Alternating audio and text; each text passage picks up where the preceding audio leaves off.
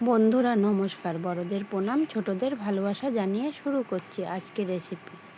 আজকে আমি নিয়ে আসলাম আমের আচার। আমগুলো মাঠ থেকে নিয়ে এসেছে, পাকা আম, কাঁচা নয়, 2-4 দিন থাকলেই পেকে যেত। এই আমের আচারই আমি তৈরি করব। তার জন্য লাগছে চিনি, রাঁধুনি, মৌরি, জিরে, ধনিয়া, কালো জিরে, শুকনো লঙ্কা আর তেজপাতা। এইগুলোই আমার লাগছে, একটু বেশি মশলাই লাগছে। চলুন বন্ধুরা, রান্নাঘরে কড়াই বসিয়ে দিয়েছি।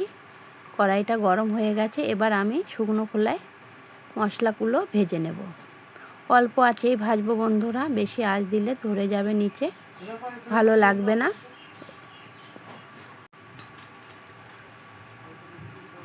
একটা গন্ধ বেরোলেই আমি নামিয়ে নেব। দেখুন বন্ধুরা, আমার ভাজা হয়ে গেছে। এবার আমগুলো আমি ভালো করে পরিষ্কার করে ধুয়ে নিয়ে এসেছি, আর খোসাগুলো ছাড়াইনি, দেখতেই পাচ্ছেন। খোসা ছাড়াতে হবে না, এভাবে করে যদি আচার করেন খুবই ভালো লাগবে, 1 বছর পর্যন্ত রেখে খেতে পারবেন। এদিকে কড়াই আমি 1 কাপ জল দিয়ে দিয়েছি, জলটা গরম হয়ে গেছে। তারপর আমি চিনিটা দিয়ে দিলাম। চিনিটা গলে যাওয়ার পরেই আমি একটুখানি নুন, তারপরে আম দিয়ে দেব। এডিট করতে বন্ধুরা, একটা ভিডিও এডিট করতে অনেক কষ্ট হয়, খুবই অসুবিধে হয় আমার। এদিকে চেঁচামেচি, ওদিকে চেঁচামেচি হয়, আমি এডিট করতে একদমই পারি না। এই ভিডিওটা এডিট করতে গিয়ে 10 বার বন্ধ করেছি আর 10 বার এডিট করেছি। খুবই কষ্ট হয়েছে এডিট করতে। জানি না কেমন হবে এডিট করা, ভালো হলো কি না। দেখুন বন্ধুরা, তারপরে আমি আমগুলো সব দিয়ে দিলাম। আমগুলো দিয়ে আমি ভালো করে নাড়াচাড়া করে ঢাকা চাপা দিয়ে রান্না করে নেব। একদম সহজ এই আমের আচারটা তৈরি করা।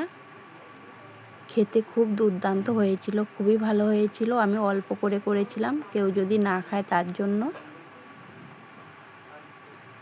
দেখছি একদিনেই উঠে গেছে, মানে খাওয়া হয়ে গেছে আমাদের। এই ভিডিওটা অনেক দিনকার আগেকার, তাও 15 দিন আগেকার ভিডিও এটা। দেখুন বন্ধুরা, মশলাটা আমার হয়ে গেছে।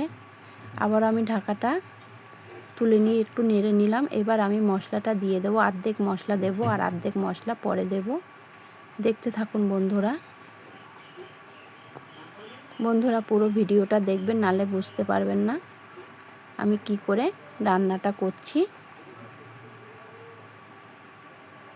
মশলাটা আমি দিয়ে দিলাম। এবার আবারও ঢাকা চাপা দিয়ে রান্না করে নেব। একটু টাইম লাগবে এই রান্নাটা করতে, আর খুবই সহজ, সবাই করতে পারবে, কোনো অসুবিধা হবে না। দেখুন বন্ধুরা, ঢাকা চাপা দিয়ে আমি রান্নাটা করে নিলাম। এখনই কতটা লোভনীয় হয়েছে। আবার এখনই আমি আবার একটু মশলা দিয়ে দেব, যেইটুকুনি মশলা ছিল সেইটুকুনি আবার দিয়ে দেব। আমগুলো সেদ্ধ হয়ে গেছে, পাকা আম তো সেদ্ধ হবেই, গলে যায়নি, সব একটা একটা করে আছে। এবার আমি মশলাটা আবার দিয়ে দিলাম। আর অফ ক্যামেরায় আমি 1/2 কাপ জলের মতন গরম করে নিয়েছিলাম, সেইটা আমি দিয়ে দিয়েছি। একদম শুকিয়ে গেছে, তার জন্য।